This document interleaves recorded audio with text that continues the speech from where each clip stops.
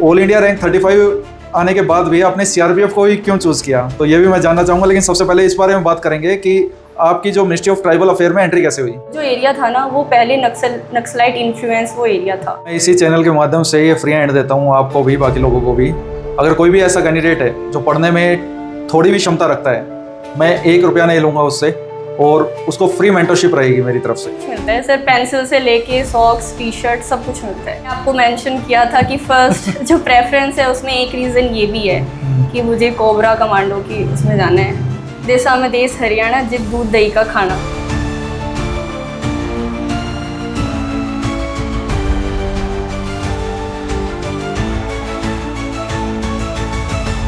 जय हिंद everyone, welcome back to AVKS academy. मैं नवीन शोकन एक बार फिर से स्वागत करता हूं एवीकेएस के इस प्लेटफॉर्म पे।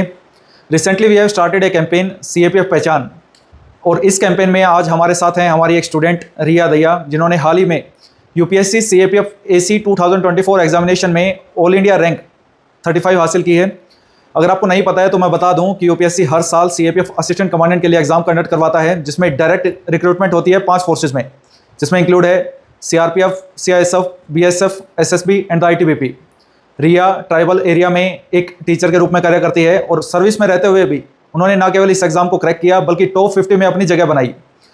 रिया ने ऑल इंडिया रैंक 35 हासिल करने के बावजूद भी अपनी टॉप प्रेफरेंस में सीआरपीएफ को रखा। सीआरपीएफ भारत की largest central arm police force है, जो कि भारत के law and order and internal security में कंट्रीब्यूट करती है। दुख की बात यह है कि बहुत सारे लोग असिस्टेंट कमांडेंट रैंक को रिकॉग्नाइज नहीं करते हैं। मैं आपको बता दूं कि असिस्टेंट कमांडेंट एक grade A gazetted officer rank है, जो कि स्टेट लेवल पे डीएसपी के इक्विवेलेंट एंड इंडियन आर्मी में कैप्टन के इक्विवेलेंट है। ये कंपनी कमांडर के रूप में कार्य करता है। आई होप इस वीडियो से आपको काफ़ी कुछ सीखने को मिलेगा, काफ़ी इंस्पिरेशन मिलेगी, क्योंकि ये जर्नी काफ़ी इंटरेस्टिंग रही होगी। तो चलिए रिया से ही पूछते हैं कि उसकी जर्नी कैसी रही, अगर कुछ प्रॉब्लम्स आई तो उस प्रॉब्लम्स को उसने कैसे टैकल किया। तो रिया, अपने बारे में बताइए कि आप कहाँ से बिलोंग करते हैं, आपका नेटिव प्लेस क्या है, एट प्रेजेंट जो एजुकेशन बैकग्राउंड है वो क्या है, और एट प्रेजेंट जो जॉब करते हैं वो जॉब प्रोफाइल क्या है।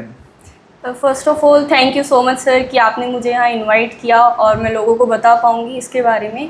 तो sir, my name is Riya, as you have mention. मैंने अपनी ग्रेजुएशन दिल्ली यूनिवर्सिटी से की है, Jesus and Mary college, and post that मैंने अपनी मास्टर्स करी है ज्योग्राफी से। एंड राइट नाउ जैसा आपने मेंशन किया है, मैं स्कूल लेक्चरर हूँ Eklavya school.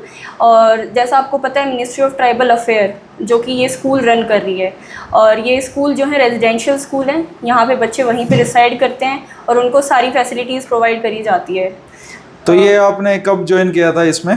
Sir last year अगस्त 2024। और किस मिनिस्ट्री के अंडर में रहता है ये? Sir ministry of tribal affairs.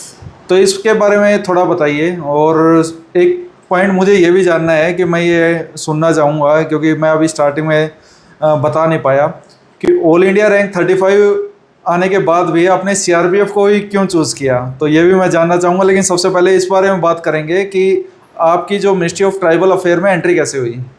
Sir ये एक्चुअली टेस्ट कंडक्ट करवाया गया था। मिनिस्ट्री ऑफ ट्राइबल अफेयर के अंडर एक ऑर्गेनाइजेशन आती है nest, national education society for tribal students. उन्होंने रिटर्न एग्जाम कंडक्ट कराया था ऑल इंडिया बेसिस। तो रिटर्न एग्जाम के बाद जो रिजल्ट बन रेगुलर होता है ये एग्जाम? सर वो फर्स्ट टाइम कंडक्ट करवाया गया था। ओके। सर उससे पहले ये जो स्कूल्स थे जो मैंने मेंशन किए, एकलव्य मॉडल रेजिडेंशियल स्कूल्स, वो पहले स्टेट गवर्नमेंट के अंडर आते थे। तो सेंट्रल गवर्नमेंट ने इनको अभी लिया है, तो उसके बाद ये फर्स्ट टाइम एग्जाम कंडक्ट करवाया गया था। और उसके बाद मैंने फिर लास्ट ईयर अगस्त में ज्वाइन किया था, और उसके साथ साथ मैंने फिर तैयारी शुरू करी। तो पोस्टिंग कहाँ पे थी आपकी? Sir Shahdol district MP. Okay, तो फिर वहाँ पे नेटवर्क वगैरह कुछ रहते हैं? सर जैसा आपको पता है ट्राइबल एरिया है, और हमारा स्कूल तो बिल्कुल ही ऐसे रिमोट एरिया में था। आसपास सिर्फ जंगल थे। यस सर, जो मेन इवन जो विलेज था वो भी वहाँ से 4 किलोमीटर था। जैसे नेटवर्क कनेक्टिविटी के लिए मुझे छत पे जाके, जैसे वहाँ पे बिल्कुल कॉल तक नहीं होती थी, तो छत पे जाके कनेक्ट करना, कुछ भी डाउनलोड करना, एक सिंपल फ़ोटो भी डाउनलोड कर लिया तो 1-1 मिनट ऐसे लगती थी। मतलब स्टार्टिंग में तो एडजस्टमेंट में बहुत दिक्कत हुई होगी फिर? यस सर, बहुत ज़्यादा। अगर आप एक मेट्रो सिटी से जाओगे ट्राइबल एरिया में तो बिल्कुल आपको प्रॉब्लम आएगी।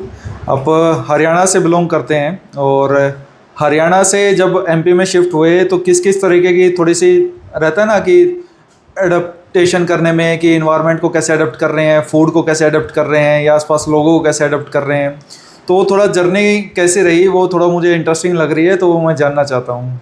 ऐसे ऐसे जैसा आपको पता है हरियाणा के लिए एक फेमस डायलॉग है, देशा में देश हरियाणा जित दूध दही का खाना। तो सर मेरा यही था कि अब मुझे खाने के साथ चाहिए हमेशा लस्सी और दही। बिल्कुल। और सर वहाँ तो दूर दूर तक दूध की ही अवेलेबिलिटी नहीं थी, एक पैकेट चाहिए उसके लिए भी आपको 4 किलोमीटर ट्रैवल करना पड़ेगा और ऊपर से ना ट्रांसपोर्ट फैसिलिटी थी। बट जैसे तैसे मैंने सस्टेन किया, वहाँ पे जो गांव था लोगों से मतलब ऐसे पता करके दूध का अरेंजमेंट हुआ, ऐसे ही बाकी खाने में अडेप्टेबिलिटी हुई। और सर बाकी अगर मैं बोलूँ तो वहाँ पे ज़्यादा ग्रीनरी है। कितना समय लगा मतलब सेट होने में आपको? सर रफली 3-4 महीने तो लग गए मुझे। 3-4 महीने में मतलब अब सेट है, मतलब अब तो कोई ऐसी कंप्लेंट नहीं है? सर अब तो हो गई मैं वहाँ पे अडेप्ट। तो ये सिस्टम कैसे रहता है? बच्चे मतलब कि किस क्लास के बच्चे वहाँ पे पढ़ते हैं? सर वहाँ पे 6 to 12 6 क्लास में एंट्री होती है, एक टेस्ट कंडक्ट करवाया जाता है, उस बेसिस पे बच्चों को एडमिशन मिलता है। आप कौन सी क्लास के बच्चों को पढ़ाते हैं सर उधर? 11th 12th तो क्या पढ़ाते हैं उनको? ज्योग्राफी। तो वो एज मिला होगा आपको सीएपीएफ एग्जामिनेशन में, वेटेज रहती है अच्छी खासी। एनसीईआरटीज पढ़ाई थी तो वही एनसीईआरटी में से ही डायरेक्ट क्वेश्चंस आते हैं। तो अब बच्चे मतलब कैसे देखते हैं कि हमारी टीचर ने एक और एग्जाम क्लियर कर लिया है और टीचर अब ऑफिसर बन गए हैं, यूनिफॉर्म में देखेंगे कैसा लगेगा बच्चों को? ऐसे बच्चों के भी जैसे वहाँ पे है अवेयरनेस है कुछ इस बारे में? सर देखो अगर हम बात करें, उनको ये तो पता है कि पुलिस फोर्सेस होती हैं, बट उनको ऐसे नहीं पता कि CAPF, armed forces, state police forces. ये तो हमारे यहाँ पे जो इतने जो मेट्रो सिटीज हैं उनको भी नहीं पता है कि सीएपीएफ की चीज क्या है, तो उनको तो शायद ना पता हो, लेकिन सीआरपीएफ का एग्जिस्टेंस तो है वहाँ पे ऐसे एरियाज में। सर उनको लगता है कि वो आर्मी है, उनको ऐसे डिफरेंशिएट नहीं कर पाते वो कि सीआरपीएफ है यानी कि सीएपीएफ है या इंडियन आर्मी है, और पुलिस का पता है, ऐसे अलग अलग ऑर्गेनाइजेशंस का नहीं पता उनको। And this is the failure of the government और this is the failure of the society? Sir I think both. मैं कहूँगा कि हमारा ही फेलियर है कि हम उनको भी नहीं पहचान पा रहे हैं जो हमें गार्ड करते हैं, जो हमारी रक्षा करते हैं। तो अब मैं ये जानना चाहता हूँ कि 35 रैंक है, ठीक है, मतलब एग्ज़ाम वगैरह ठीक ही हुआ होगा तभी इतना अच्छा रैंक आया है। तो सीआईएसएफ चूज़ कर सकते थे, बहुत सारे कैंडिडेट्स ऐसे हैं जो सीआईएसएफ चूज़ करते हैं फर्स्ट रेफरेंस से, या फिर एसएसबी चूज़ करते हैं। सीआरपीएफ ही क्यों चूज़ किया आपने? सर मैंने जैसे वहाँ पे अभी सर्व किया तो ये डैफ भरने से पहले मेरी पोस्टिंग हो गई थी वहाँ पे, तो मुझे वहाँ का वर्क कल्चर, लोगों के साथ इंटरेक्ट करना और जो वहाँ पे जो सुकून मिलता है ना, वो अपने यहाँ मेट्रो सिटीज़ में तो बिल्कुल नहीं है सर। ग्रीनरी, प्योर हवा, प्योर खाना, सब कुछ अच्छा है, तो उस चीज़ ने मुझे मोटिवेट किया। दूसरा सर वो जो एरिया था ना, वो पहले नक्सलाइट इन्फ्लुएंस वो एरिया था, अभी वहाँ पे सब शांत है, अच्छा माहौल है, तो उन चीज़ों ने मुझे थोड़ा इन्फ्लुएंस किया। और सर दूसरा रीज़न यही है कि मेरा शुरू से ही ऐसा रहा है कि मुझे थोड़ी हार्ड ट्रेनिंग और इस तरीके की कोर्स के थ्रू जाना है, तो यहाँ पे मुझे अपॉर्चुनिटी मिलेगी कोबरा कमांडो की ट्रेनिंग करने की। ये तो रहता है कि अगर आप ऐसे एरिया में काम करोगे या बॉर्डर एरिया में काम करोगे तो काम करने की अपॉर्चुनिटी ज़्यादा रहती है ऐसे एरियाज़ में। तो रोल मॉडल बन जाओगे आप तो बहुत सारे लोगों के। तो आपने प्रिपरेशन का बताइए, प्रिपरेशन को कैसे मैनेज किया? सर जैसे पहले ज्वाइनिंग से पहले प्रिपरेशन चल रही थी, ऐसे स्पेसिफिक तो नहीं था, जैसे मैंने टीचिंग एग्ज़ाम की भी मैं साथ में तैयारी कर रही थी और इधर इसकी भी कर रही थी। अगर देखा जाए तो वो ओवरलैप ही कर रही थी, क्योंकि एनसीईआरटी टेक्स्ट बुक आपको इधर भी पढ़नी पड़ती है। कंटेंट तो वही रहता है मोस्टली, बस एग्जाम पैटर्न थोड़ा अलग हो जाता है। यस सर, तो उसी के साथ साथ मैंने किया। अब सर वहाँ रिटर्न ख़त्म होने के बाद मैंने वहाँ ज्वाइनिंग की थी, तो मेन इशू था फिजिकल के टाइम पे। अब मेरी स्कूल की जो आवर्स होती थी वो सर सुबह 7 बजे से लेके शाम को 5 बजे तक होता था, तो मैं फटाफट स्कूल से आती थी, आधे घंटे में फ्रेश अप होके फिर फिजिकल की ट्रेनिंग करने जाना। और सर उस टाइम पे वहाँ पे वो थोड़ा सा इस डायरेक्शन में पड़ता है स्कूल, तो 6 बजे तक अंधेरा हो जाता था, तो फटाफट मुझे जाना पड़ता था। बच्चों को मैं बोलती थी, वो मेरी हेल्प कराते थे, कहते थे मैम हम भी आपके साथ प्रैक्टिस करेंगे, तो मैं लॉन्ग जंप करती थी, सारे बच्चे साथ में आते थे कि हमें भी करना है, हमें भी करना है। इस तरीके से फिजिकल की ट्रेनिंग तैयारी हुई। प्राउड की बात है कि आपने इतनी मेहनत की और सक्सेस भी हुए, और अब वो बच्चों का तो आपको देखने का नज़रिया ही चेंज हो गया होगा कि अब तो रोल मॉडल के रूप में आपको देखते होंगे वो। अच्छा, वहाँ पे ट्राइबल एरियाज़ में बच्चों के अब प्रेजेंट सिचुएशन क्या है? वो जो एक मेट्रो सिटी का स्टूडेंट है और जो ट्राइबल एरिया का स्टूडेंट है, आप उनमें क्या डिफरेंस पाते हैं? क्योंकि यू कैन कंपेयर, आप तो वहाँ पे अब 1 साल से ऊपर समय हो गया है, वहाँ पे रहते हैं, लगभग 1 साल के आसपास हो गया है, और तो क्या लर्निंग में डिफरेंस है, क्या रिसोर्सेज में डिफरेंस है? तो ओवरऑल मैं इसके बारे में जानना चाहता हूँ।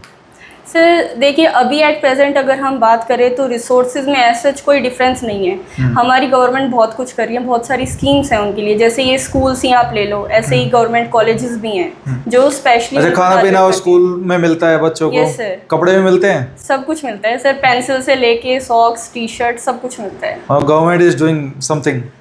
Sir very much. सरकार बहुत कर रही है ये। Yes sir. लेकिन वो फ्रंट पे भले ही दिखता ना हो, लेकिन बैक एंड पे बहुत एफर्ट लगते हैं सर, धीरे धीरे दिखेगा वो भी। तो वो बच्चे कुछ एक्सेल भी करते हैं आगे, या बस 12th के बाद ड्रॉप आउट आ जाता है, ऐसा कुछ है? नहीं सर, ऐसा नहीं है। जैसे मतलब मल्टीपल फैक्टर्स रहते हैं। अब जैसे रिसेंट में ही नीट का रिजल्ट आया तो हमारे स्कूल के बच्चों ने किया है क्वालिफाई, और ऐसे स्पोर्ट्स में भी सर एक्सेल कर रहे हैं, नेशनल प्लेयर्स हैं काफ़ी तो जो सारे। टीचर्स हैं वो किस किस एरिया से बिलोंग करते हैं? सर मोस्टली टीचर्स वहाँ पे नॉर्थ इंडिया से हैं, मेरे स्कूल में पर्टिकुलरली। कुछ टीचर्स हैं बाकी स्टेट से, वेस्ट बंगाल से और बिहार से, यूपी से। तो टीचर्स का आपस में कोऑर्डिनेशन कैसा रहता है? सर अच्छा है कोऑर्डिनेशन तो। सब मिलके काम करते हैं? Yes sir. चलो बहुत अच्छा है।